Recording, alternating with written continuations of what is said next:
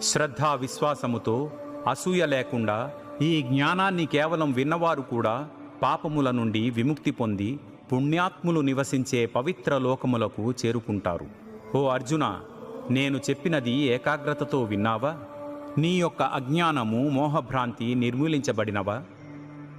అర్జునుడు పలికెను, ఓ అచ్యుత, నీ కృపచే నా యొక్క మోహభ్రాంతి నిర్మూలించబడినది, మరియు నేను జ్ఞానములో స్థితుడనై ఉన్నాను. నాకు ఇప్పుడు సందేహాలు ఏవీ లేవు, మరియు నీ ఉపదేశము ప్రకారమే చేస్తాను.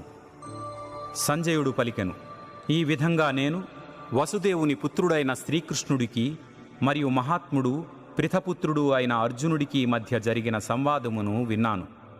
ఇది ఎంత అద్భుతమైనదంటే నా రోమములు నిక్కబొడుచుకుంటున్నాయి.